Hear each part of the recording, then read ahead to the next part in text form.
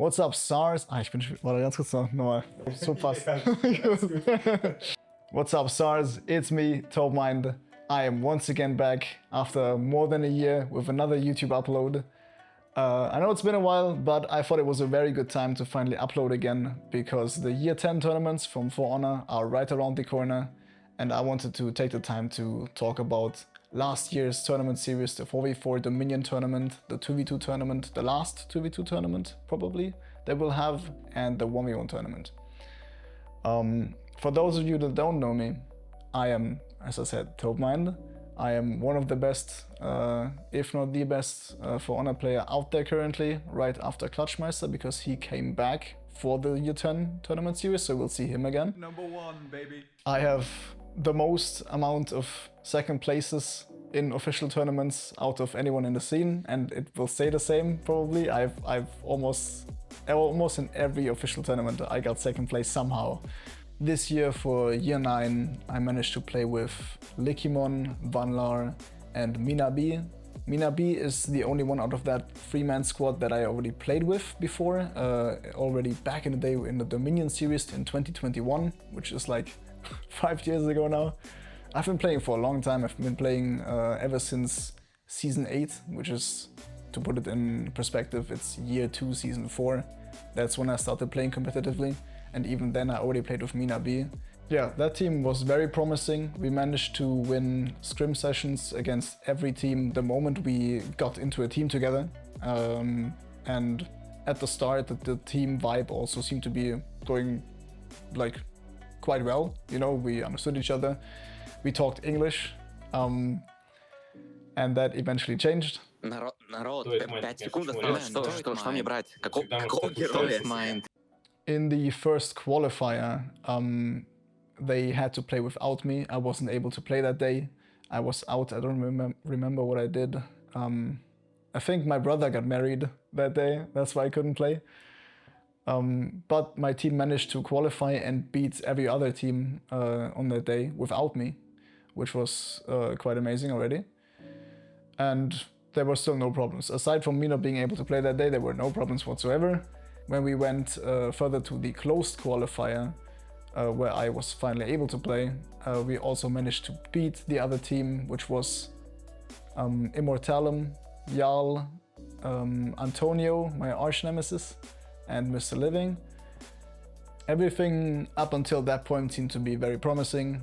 Scrims are going well, the tournaments, both the open qualifier, the first one, and the close qualifier went super well. We beat them in both qualifiers.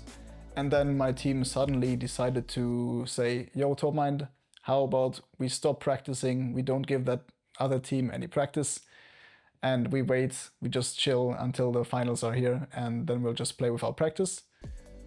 And so when the finals finally came, we got completely destroyed that day. Nothing worked out. My teammates decided to talk Russian during the entire tournament. They didn't communicate with me. And we sadly lost the tournament. Yeah, which was quite the unfortunate ending. Because when this entire Year 9 tournament series got announced, the 4v4, 2v2 and 1v1 tournament, they said that all the points you score in those tournaments will, at the end of the year, count towards a list where the more points you score, the higher you'll rank, and at the end of the year there will be a top 10 list of people who just, you know, the best For Honor player in all game modes combined with their performance in those 3 official tournaments. And I wanted to get first place from the beginning. Like, I really wanted to get first place in the 4v4 tournament. If I got first place in the 4v4 tournament, I know I'll manage to beat anyone else in the 1v1 tournament. So the only thing that mattered at that point is the 2v2 series, which is the toughest tournament for me. I'm not good at 2v2s. I'm better than most. I'm worse than every other comp player I know. It's quite a shame that the finals happened the way they did, with Likimon, Vanlar, me and Minabi not performing the way we were supposed to be. And yeah, off we go to the next tournament. We big, bad, heavy and mad. This one for the Wild Out crew. We big, bad, heavy and mad. This This one for your head top, caught back in a dead shot.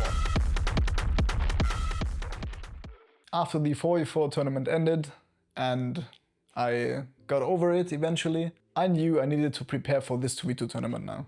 The problem with 2v2s is that I never, for a long time, I didn't have a active 2v2 partner whom I'm improved with together. It just happened to be that Jarl, the guy who beat me in 4v4s, said, yo Toti, you know, let's play some 2v2s together, tell me whenever you're up and I'm gonna practice with you. And so we did. And the practice, all the practice sessions, they went really well. We managed to try out many characters and still win with all these characters, learning a lot and generally building some good synergy together.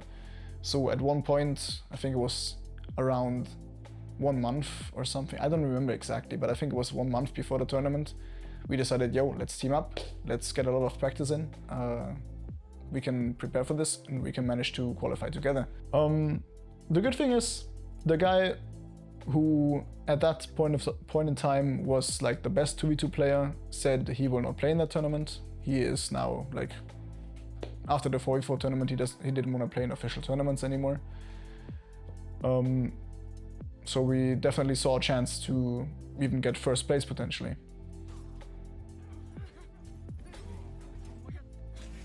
Oh my fucking god! Oh, baby! Set me up, someone! Set me up! That. We kept the same energy for the entirety of the open qualifier up until the closed qualifier. We managed to qualify instantly.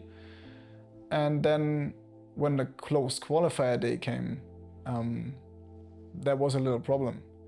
Both me and Mr. Living, I think the only 2 German players in the closed qualifier, if I remember correctly, managed to have latency issues, active latency issues during the match, to the point where it was not really playable. I didn't see what was going on. I couldn't play the way I was supposed to. And then we decided to get in a substitute player and replace me for as long as that problem occurs.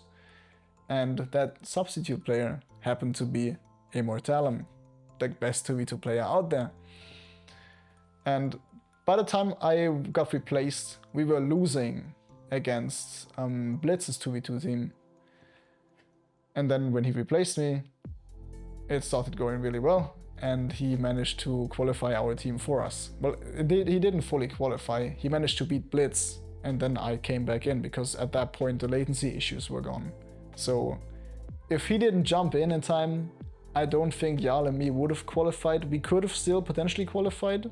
Yeah, if we didn't get Immortalum, it would have been a different story. I'm glad he was there to help us out. He got paid too for it, even though he only played 1 match. He got paid. And then we managed to qualify. We really did it. And then the finals happened. The final day came. And the same latency issues happened again. Everything that happened, every 3 seconds, I think, the entire game just jumped 3 seconds ahead, and I missed the last 3 seconds that actually happened, and I didn't know what to do about it, because I contacted the admins again that the same issue happened, but we were not allowed to actually, obviously, get the substitute player to play again. So I just had to play with these latency issues. And even though we had those issues, we managed to have a really close game with the team that then actually won the tournament. We didn't win it. We managed to get 4th place out of 4 in the finals. But I'd say our performance was still really good.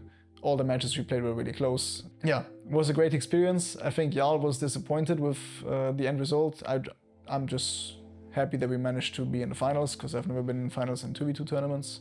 It was only the second 2v2 tournament I think we had, but it's just because last time I didn't manage to qualify. Then when the 2v2 tournament concluded and we added all the points together, see what was possible, I realized that there is the possibility that I actually can manage to get first place if I get first place in the 1v1 tournament, and Bingalations and Khalid are below me, and Antonio too. So I knew what I had to do.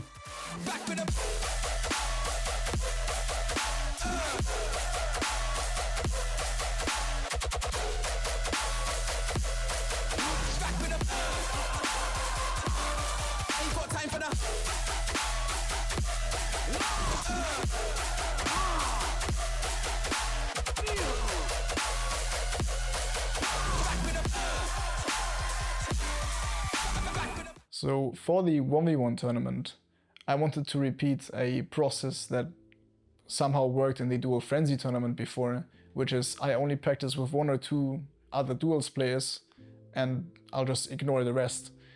In the Dual Frenzy tournament 2 years ago, me, Beanie and Ranquis did this, 3-man practice thing, and all 3 of us managed to get into the finals. And not just in the finals, all 3 of us got first, second and third place in that tournament, which was quite insane. Like, it was one of the best tournaments I think For Honor had. The whole tournaments are still up to view. You can still watch them. So I wanted to repeat that kind of scenario. And I practiced only again with Beanie and Ewop, because Ranquis this time wasn't around, so I had to get another guy, and it was Ewop this time. Ewop was the guy who won last year's 1v1 tournament, and Beanie is the guy who won the one 2 years ago. Then the open qualifiers came around. No one is surprised about all the people that managed to qualify. I managed to qualify in the first qualifier. How do you have so many?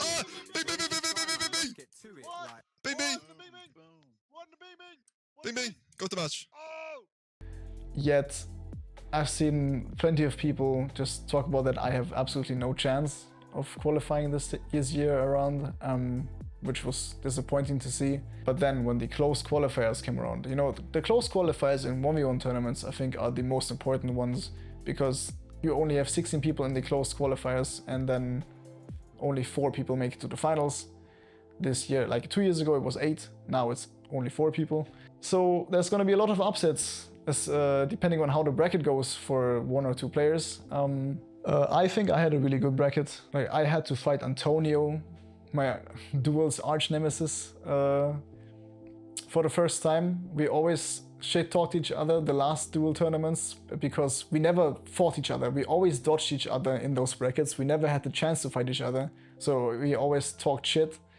And the one that placed higher was obviously the better player.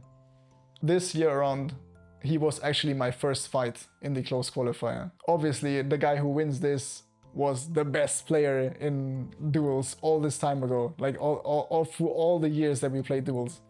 In the first fight against Antonio, it was a Lawbringer mirror. Lawbringer mirror was very common in that tournament. I think everyone played Lawbringer once, like not a mirror maybe, but everyone definitely played Lawbringer. I lost that one somehow, I don't know how I did, but I did. And then he played Shinobi. Shinobi was really good, like 5 years ago. The obvious thing happened, he lost to Shinobi. And then for the last matchup, I don't know if he was watching my stream or not, but I tried baiting him by saying that I hope he doesn't pick Tiandi. It's not that bad, but his Tiandi is fucking open. I have so many chars that don't have good matchups against Tiandi, and I don't play well against Tiandi. I sure hope he doesn't pick Tiandi now. That would be very bad. I just feel like I have to signature pick him up. Yeah, there it is. There's the Tiandi, brother. There's the Tiandi. And he managed, he actually picked Tiandi.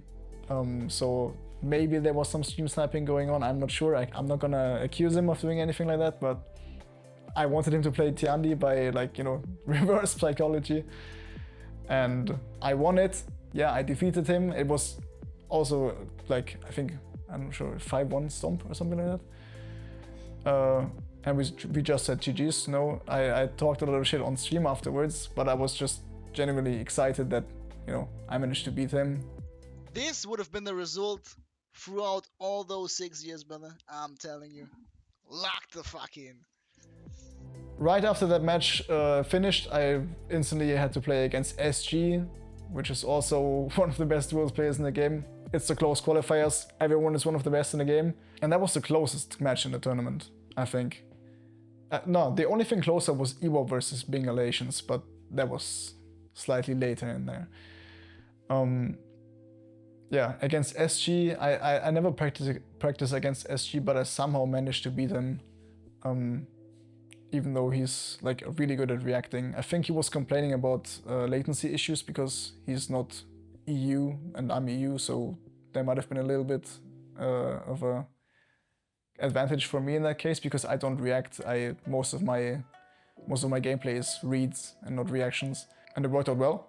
I did good. I managed to win this amount of HP against his, what was it again? I don't remember. I played Shugoki and he played, I don't even remember. It was a traumatic experience, but we'll see. I know when I watch the stream again. So that was a big relief. I already celebrated like I qualified, even though I didn't qualify yet. So when I checked the brackets after the game against SG, I saw that it's very likely that I might have to fight against Khalid, which is, you know, that player is renowned for being one of the best, if not the best reads player from NA. You know, I'm kind of the exact same thing, but for the EU scene. So I knew after, like, the Antonio game already was completely insane that after all these years we finally fight in a 1v1 tournament. And then to have the final game against Khalid was just insane. Because like, that would basically decide on who's the better read player after all this time, because we also never managed to fight each other in a tournament. Oh yeah, before that game I got completely smacked by Ewop, I forgot. That's why both of us were in the losers bracket, and one of us will qualify and the other one will not qualify for the finals. So all the pressure was on me. The game was being spectated live by the For Honor Discord Dojo stream, and obviously all the people who were actively just participating in the tournament tuned into my stream, because I was like live broadcasting the last game of who qualifies or who will not qualify. He played Pirate, I think, in the first game or second game. I think it was the second game. Yeah, I had no chance against this Pirate with Varangian God, but with Lawbringer I managed to beat him easily. So after both of those games it was 1-1, and the final game decides on who will take it and who won't. And I picked my signature pick, Centurion. People always say that, you know, I'm a Shugoki one trick, and if my Shugoki is gone then I can't win, but like, I don't think anyone except for maybe like Bean or like anyone who didn't win a 1v1 tournament yet has managed to beat my Centurion. Every read in those rounds was just completely in. I wish we had the recording still. My stream was so bad. I don't know what kind of issue I had, but whenever we were in game, my stream had like 1 FPS, so I couldn't use that footage anymore, sadly. But I'm glad we have the official camera. You know, they also spectated my game. Everyone in the most active NA Discord was losing their minds that I managed to win against Khalid, and I don't know, like Antonio and SG before too. And everyone thought that was the most insane thing to have happened, the biggest plot twist for the tournament, but I also just knew it was something that could have happened. Like, I knew I had the potential to beat Antonio, I knew I had the potential to beat Khalid. It was just like one of the hardest matches in the tournament, but I don't think people know that I'm a, you know, renowned 1v1 player. I've managed to get second place 2 years ago in the Dual Frenzy tournament. I just lost against Beanie. That's a funny thing actually. In that tournament I lost against Beanie. In the tournament last year I lost against Beanie and didn't qualify because of him. And this year in the tournament I also lost against Beanie. That's the only reason I'm not first place. The four people that qualified then, the people I practice with, it was me, Beanie, Ewop, and then Bingalations, the only player from North America at that point, which no one believed would happen. Like, everyone thought the 1v1 scene is dominated by NA at that point, but it clearly wasn't. Yeah, and then the finals came around. Me, Beanie, and Ewop thought we had that, you know, we're gonna gank Bingalations in the 1v1 tournament. You won the whole thing. Thank you, man. Dude. Oh my god, I'm so hyped! I'm so hyped! Boom! Beanie, the whole gang, Beanie. The whole gang, bro, I'm telling you. Fuck that Bingalations guy. Yeah, we're ganking Bingalations, bro. 3v1, 3v1. We got destroyed. Except for me, actually. All of us got destroyed except for me, because I lost to Ewop and Bean, but they all lost to Bingalations, and then Bingalations managed to get first place. The bad thing about this is, like, me losing to Beanie 2-3 and then against Ewop 3-0, which was rough. Because I managed to win against Khalid, the guy who won in 2v2s, and Antonio, the guy who won in 4v4, I was almost above them already, like guaranteed in the top 10 list at the end. But I just needed to not be 4th place to be above Khaled. And then I needed to be 2 slots above Bengalations to be above them in the top 10 list. I got 4th place, so I was behind both of them, but I managed to be above Antonio, which means I got 3rd place in the entire series. There was potential for more. It was the first time I almost managed to beat Bean, which was a very thrilling experience. I think I could have had that if I just managed to lock in for 5 more minutes. But it was good nonetheless. It was a really fun experience. Super glad I played in all the tournaments that I managed to play, that I was allowed to play. Antonio. By the time of this video, the first 2 qualifiers for the Year 10 tournament should already be being played. And I don't know who I'll play with yet.